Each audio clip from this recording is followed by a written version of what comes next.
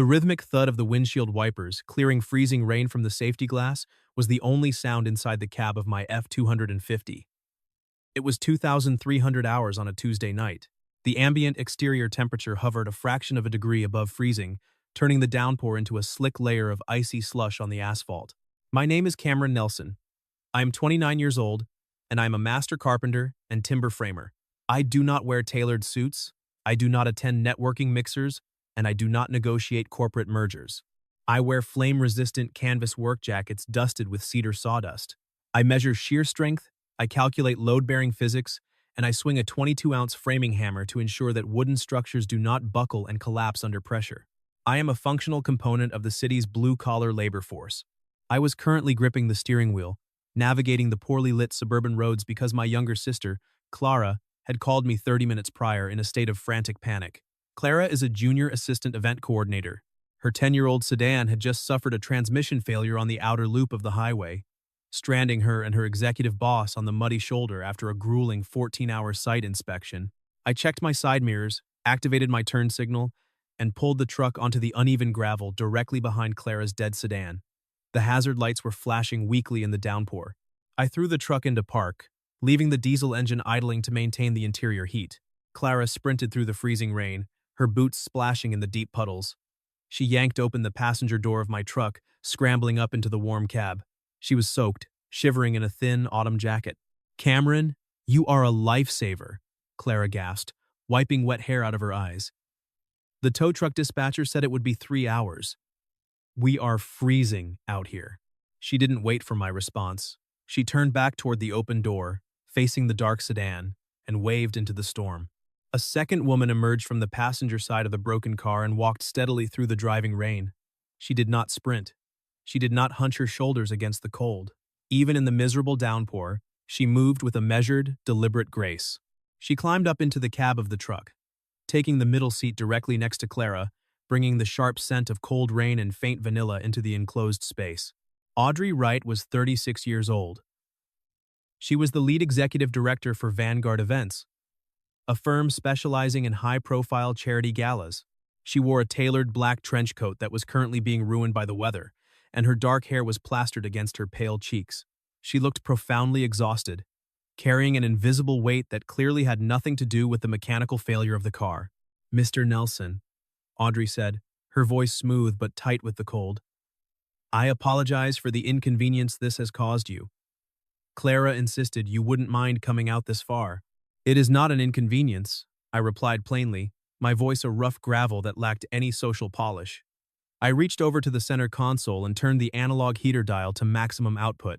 "I have chains in the toolbox, but a dropped transmission requires a flatbed tow. Give me your residential address. I will drive you home safely." I merged the truck back onto the highway and dropped Clara off at her apartment complex first. She talked rapidly the entire way, filling the cab with nervous energy regarding the logistics of an upcoming charity gala.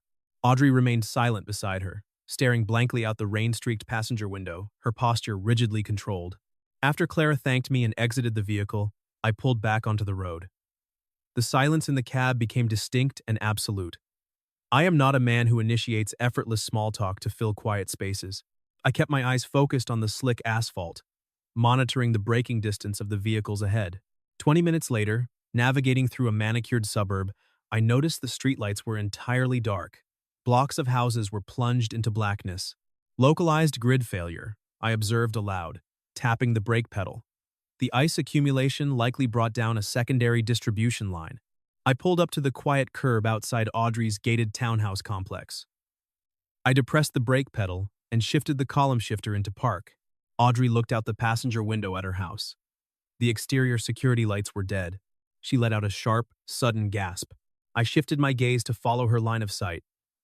The storm had caused a large branch from the ancient oak tree in her front yard to snap under the weight of the ice. The timber had crashed directly through her floor-to-ceiling front bay window. The structural envelope of her home was shattered. Shards of thick glass littered the concrete porch, and the freezing rain was pouring unhindered into her dark living room. "Oh my God," Audrey whispered, her voice trembling as she stared at the damage. I unbuckled my seatbelt. I reached behind my seat and grabbed my high-lumen tactical flashlight. "Stay in the cab until I verify the structural integrity of the ceiling joists," I instructed, my voice dropping into a flat, operational register. I stepped out into the freezing rain. I walked up the concrete path, my boots crunching over broken glass. I swept the bright beam of my flashlight over the damage. The branch had destroyed the primary window frame, but the heavy header beam above the glass had held the load. The roof was not going to collapse. However, the ambient temperature inside the house was rapidly equalizing with the storm outside. The hardwood floors were soaking in a puddle of icy water. Audrey did not listen to my command. She climbed out of the truck and walked up the path, wrapping her wet trench coat tighter around her shivering frame. She stood next to me, staring at the ruined interior of her home. The wind howled, blowing freezing rain through the gaping hole and onto her face. She bit her lip and said it was a bad idea. "Cameron, no. Please," she argued weakly, her teeth beginning to chatter. Her voice was thin and defensive, overwhelmed by the sudden chaos. "You've already driven 40 miles out of your way. I'll just call an emergency glass repair company. I'll wait in the kitchen. You need to go home. I don't want to be a burden on your schedule. It's a bad idea for you to stay out here in this weather." I stopped inspecting the shattered window frame. I turned slowly to face her. "I do not abandon people standing in freezing rain." I said, "I can't sleep like this." My voice was a low, steady rumble that cut through her panicked protests. "Leaving a biological system in a critical failure mode violates my baseline protocols. You cannot safely achieve restorative sleep in a freezing, wet environment. You will suffer hypothermia. I am a master carpenter. Securing structural perimeters is my designated function. You are freezing. I am going to fix it." I looked down at her hands, which were clutched tightly against the lapel of her coat in an attempt to retain body heat. Then I noticed the ring mark on her finger. The beam of my flashlight caught her left hand. It was a distinct, pale band on her fourth finger, a recent physical subtraction. The skin had not yet tanned to match the rest of her hand, leaving a stark white indentation. The logic clicked into place. The fierce independence, the flat refusal to accept basic mechanical help, the anxious biting of her lip. She wasn't just cold, she was actively guarding a newly broken emotional foundation. She was terrified of relying on anyone else because the last structural support in her life had critically failed her. I looked away from her hand. I did not mention the ring mark. I focused purely on physical reality. "Go back to the truck and turn the heater on," I commanded softly, pointing toward the idling F-250. "I'm going to seal this breach." I didn't wait for her to formulate another defensive rejection. I walked back to my truck. "I maintain a dedicated winter storm shoring kit in my tool bed from November through March," I explained over the sound of the rain. "It is a practical necessity in this climate." I unlocked the steel tool bed. I retrieved my circular saw, my tool belt, a box of 3-inch exterior wood screws, and 2 sheets of 1/2-inch CDX structural plywood. I also grabbed a roll of 6mm industrial poly sheeting. I carried the materials to the porch. I worked with methodical efficiency. I utilized my framing hammer to cleanly knock out the remaining shards of jagged glass from the window frame. I measured the opening by eye, engaged the circular saw, and cut the plywood down to the exact millimeter on the wet grass. I lifted the wood panels, pressed them firmly against the exterior window frame, and drove the screws directly into the solid wood studs using my impact driver. The mechanical rat-a-tat of the driver echoed sharply into the stormy night. Once the plywood was structurally secured, I unrolled the poly sheeting over the wood, overlapping the edges, and stapled it tightly to the exterior brick molding to create a flawless, waterproof vapor barrier. Within 45 minutes, the hole in her house was completely sealed. The freezing wind stopped howling through the living room. I walked back to my truck. Audrey was sitting in the passenger seat, the heat blasting, watching me work through the windshield. I opened the driver's side door and reached behind the seat. I didn't pull out the dangerous propane heater I used for open-air sites. I pulled out a heavy, indoor-safe electric space heater. "The structural envelope is temporarily secured," I announced, wiping the freezing rain from my eyes. "I am going to run an extension cord through the foam-sealed gap in the poly sheeting and plug this heater directly into my truck's 2000-watt inverter. It will raise the core ambient temperature of your living room safely. You will be warm." Audrey stared at me.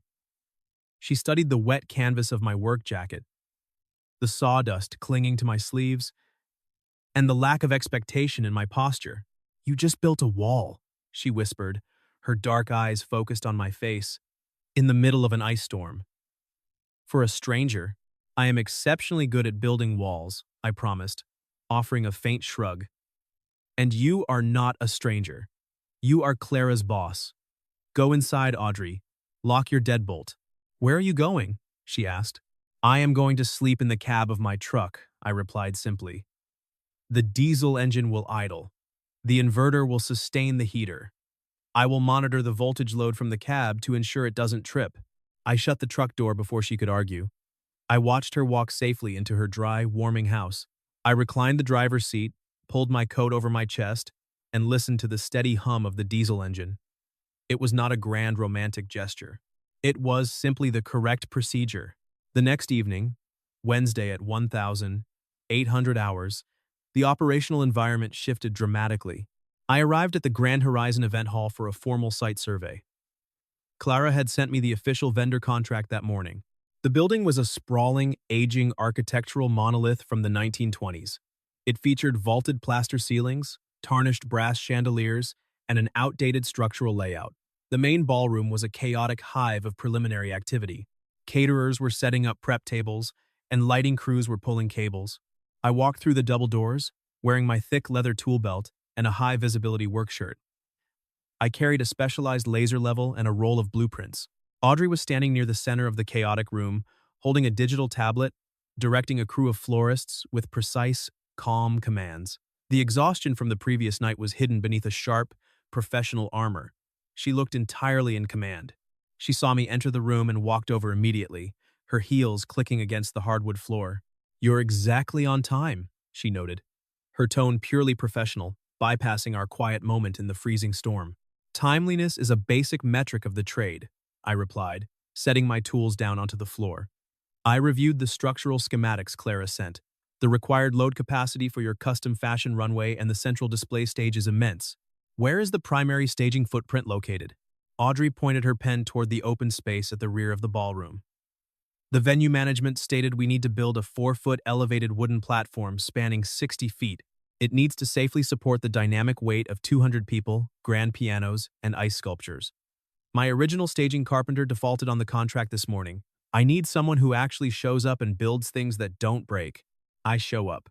And my structures do not break, I confirmed, pulling the rolled blueprints from my belt. Before I could unroll the paper to begin my inspection, a man stepped out from behind the heavy velvet curtains near the exit. He wore an impeccably tailored charcoal suit. He moved with a slick, predatory confidence. Audrey stiffened instantly. Her spine snapped completely rigid. The color drained from her face. Her knuckles turned white as her hands clenched tightly around the edges of her tablet. The confident executive vanished, replaced by the woman shivering in the dark. Marcus, she said, her voice dropping into a harsh, defensive register. Audrey, darling. Marcus Vance smiled smoothly, coming to a stop 3 feet away from her. He ignored my presence, treating me like a piece of the venue's furniture. He reached out and slowly, intentionally traced his index finger along the top edge of her digital tablet, then tapped the screen, causing it to wake up. It was a calculated physical invasion of her workspace, designed to assert dominance. You shouldn't be here, Audrey stated, pulling the tablet back against her chest, holding her ground. Though I could clearly see the tremor in her fingers. I bought the controlling financial interest in this building last month. Audrey, Vance corrected, a condescending edge bleeding into his tone. I am the owner. I can be wherever I please. I heard your primary staging vendor pulled out. That's a logistical failure on your part. It would be a tragedy if this charity gala fell apart and ruined your independent firm's reputation. He stepped a fraction of an inch closer, invading her personal space. You don't have to struggle out here on your own like this, Vance murmured, his voice adopting a sickeningly sweet, manipulative tone. Cancel the event. Break the contract. Come back to the firm. Come back to me. I can make all of this operational stress disappear. You just have to admit you need my resources. The pale ring mark on Audrey's left hand made complete sense.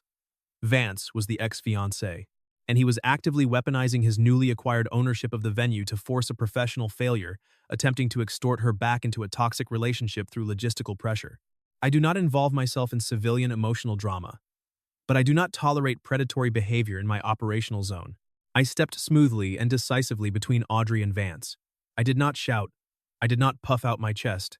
I utilized my physical size and my rigid canvas work clothes to establish an immediate, unyielding physical boundary.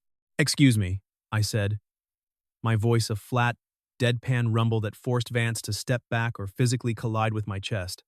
"I require clear, unobstructed access to the staging footprint to shoot my laser lines." Vance glared up at me, his arrogant smile vanishing. He looked at my worn tool belt, my framing hammer, and my dusty work boots with overt disdain. "Who the hell are you?"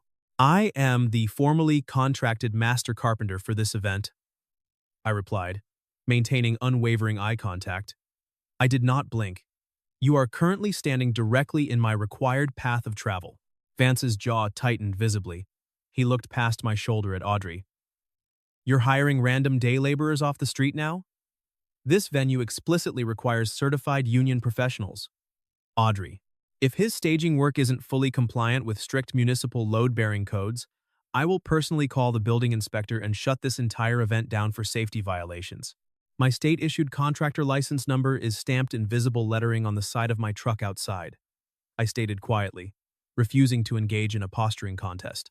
"I will ensure the structural system is entirely compliant. Now, move."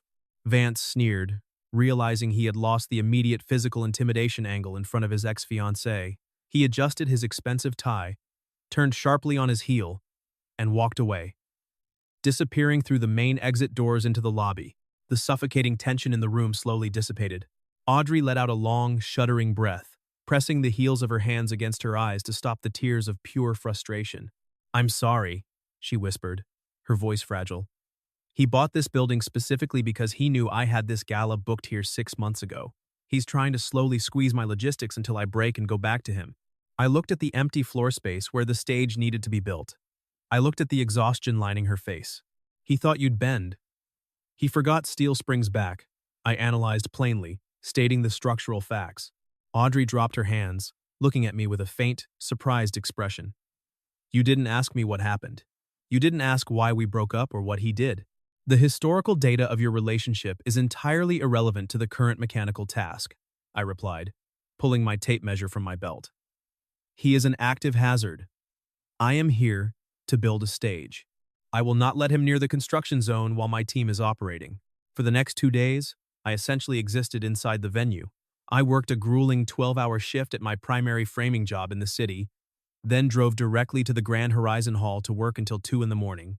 I ordered quantities of heavy timber, 2x10s, sheets of 3/4-inch structural plywood, and steel lag bolts. I methodically constructed the elevated platform, meticulously calculating the shear strength of every joint, utilizing cross-bracing to eliminate any lateral sway. The sound of my circular saw and the rhythmic pounding of my framing hammer echoed constantly through the ballroom. Audrey was always there.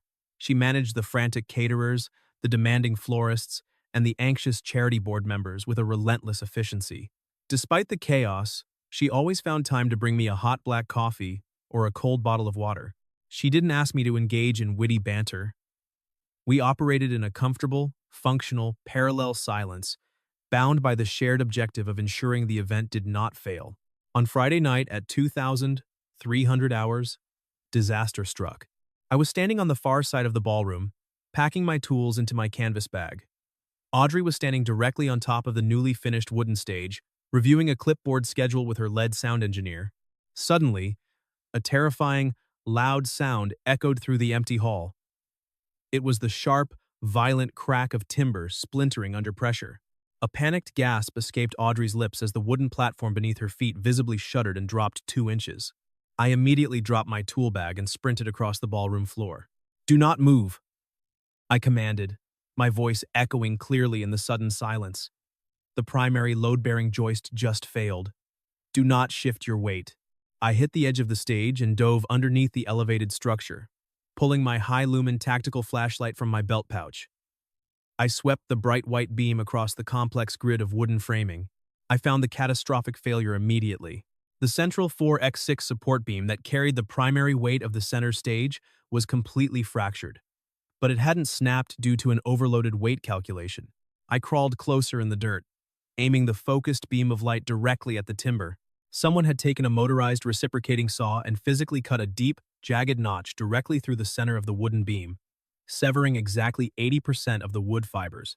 The beam was literally hanging by a thread, groaning under the weight of the decking above. The surrounding floor was covered in a fresh, bright pile of raw sawdust. "What happened?" Audrey asked, her voice trembling from above me. "Did we overload the platform?" "No," I stated, my voice dropping to a harsh, cold gravel. I reached out and touched the cleanly sawed edge of the timber. This was an intentional, physical act of sabotage. I crawled out from under the stage, brushing the dirt from my canvas jacket. Audrey carefully stepped off the platform, her face pale. "Vance," she breathed, the realization hitting her like a physical blow to the stomach. "He has the master keys to the building. He cut the supports.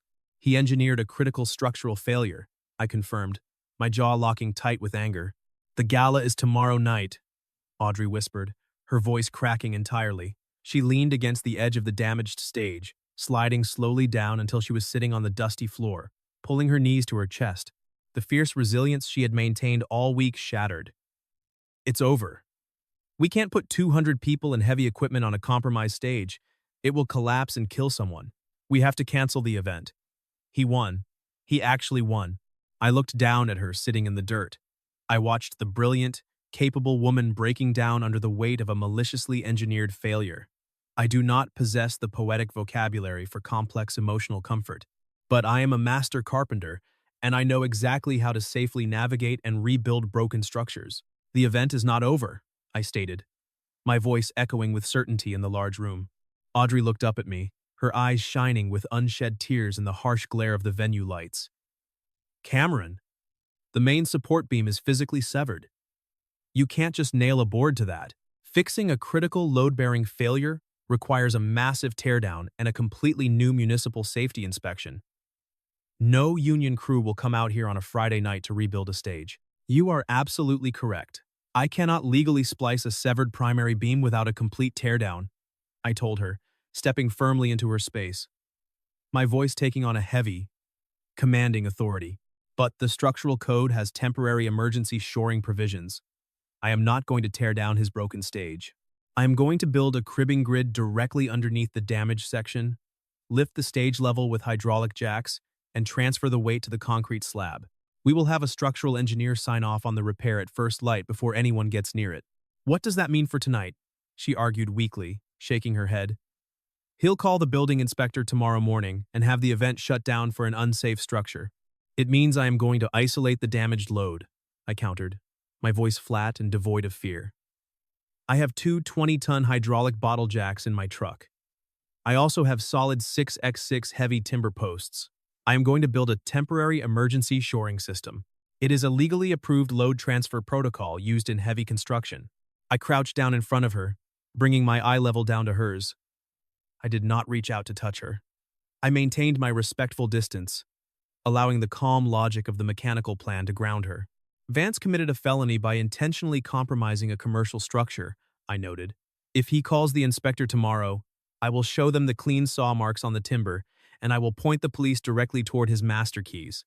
I will restore the structural integrity. You will host your gala tomorrow night. Do you trust me?" Audrey stared at me. She searched the rigid lines of my face for any sign of hesitation or bravado. She found only the raw, undeniable competence of a man who understood his trade. "I trust you," she whispered, her voice gaining a fraction of strength. "Then stand up," I instructed gently, handing her the heavy flashlight. For the next 4 hours, we existed in a state of intense, hyper-focused synchronization beneath the wooden decking. It was a profoundly intimate form of collaboration, entirely devoid of romance but thick with absolute mutual reliance. I worked with heavy, brutal tools. I hauled the steel hydraulic bottle jacks from my truck bed.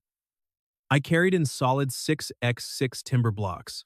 I methodically built a dense, interlocking square grid of wood directly beneath the sagging stage.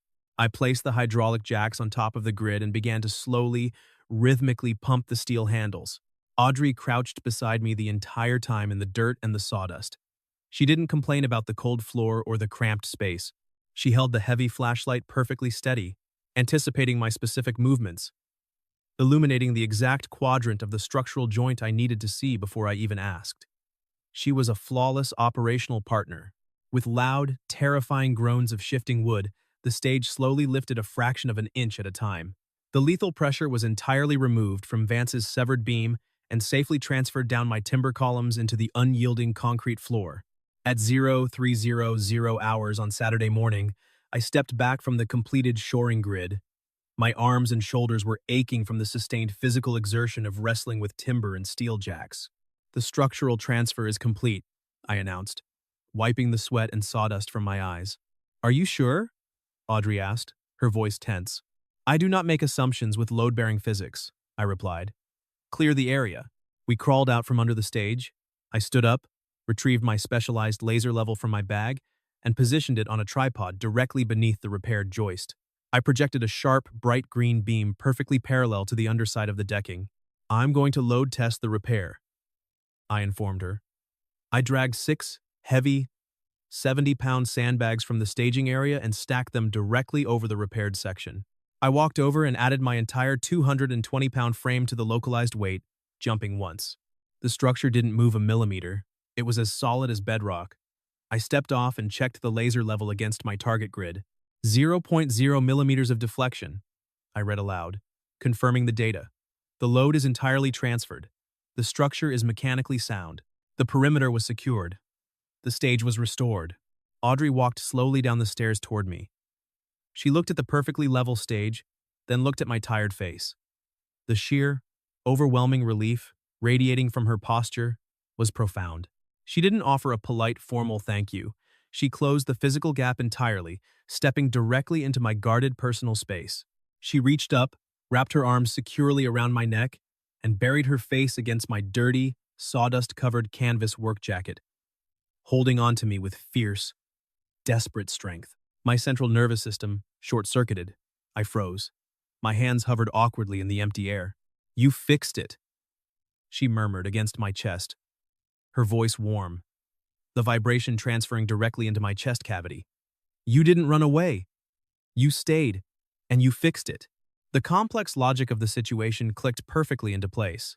She wasn't an unpredictable variable. She was a brilliant person who simply needed a solid foundation. I lowered my arms. I wrapped them carefully around her waist, pulling her gently against me, resting my chin on the top of her head. The physical contact felt deeply, fundamentally sound. "The foundation is secure?" I whispered, my voice rough. Saturday night, 2,000 hours. The charity gala was a massive, undeniable success. The Grand Horizon Hall looked spectacular. 500 wealthy donors filled the room. The custom stage I had meticulously shored functioned flawlessly under the dynamic weight of the band and the heavy equipment. The daylight engineer had signed off on the temporary shoring without hesitation. I did not wear my work clothes. Clara had aggressively insisted I attend the event. I wore a simple, dark suit I had purchased years ago. I stood near the rear exit doors, holding a glass of sparkling water, gripping the thin glass tightly to ground myself. I quietly observed the room, specifically watching the load capacity of the stage. Vance was not present. I had sent him a highly detailed photograph of the severed support beam, the fresh sawdust, and the distinct, motorized saw marks, accompanied by a simple text message. "The municipal building inspector and the police will receive this image if you breach this perimeter tonight." He did not show up. At 2,200 hours, the formal speeches concluded. The crowd began to migrate toward the dance floor. Audrey broke away from a group of major donors and walked directly toward me. She wore a stunning, deep crimson evening gown. She looked radiant, powerful, and entirely out of my league. "You're standing by the exit," she noted, stopping exactly 2 feet away, her eyes shining with triumph. "I am observing the structural load capacity," I noted smoothly, gesturing slightly toward the stage. "It is holding absolutely steady. The event raised $2 million, she said, her voice dropping the performative, public tone she had been using with the guests. "It's the most successful gala in the firm's history. The required parameters were met," I confirmed. She turned to face me, her back to the crowded room. She looked up into my face, her dark eyes studying the rough lines of my jaw. The polished event director persona fractured slightly, revealing the intense exhaustion she had been actively suppressing all night. She stepped a fraction of an inch closer. The physical proximity was overwhelming. I looked down at her hand resting near her side. The pale ring mark on her finger was still faintly visible, But she wasn't hiding it in her coat pocket anymore. I took a slow breath, loosening my tight grip on the water glass. I don't know how to navigate this environment, Audrey, I admitted, my voice a rough, quiet rumble in the loud room, finally stripping away the stoic armor I wore to survive. I prefer men who are out of their element, she promised, reaching up and lightly, intentionally touching the lapel of my cheap suit jacket. It was a microscopic touch, but it sent a distinct, heavy shock through my system. And I have an invitation I can't explain. What invitation? I asked, my heart hammering a rapid rhythm against my ribs. To stay and help me close down the venue after everyone leaves, she whispered, her eyes locked fiercely onto mine. Just us. I looked at the fierce intelligence and the undeniable strength that defined her. I realized I didn't need to be perfectly smooth or wealthy. I just needed to be exactly who I was. I am exceptionally good at shutting systems down safely, I replied, leaning closer. Good, she breathed, her hand sliding slowly from my lapel to rest lightly against my chest. Then, start with me. Don't leave yet. The end.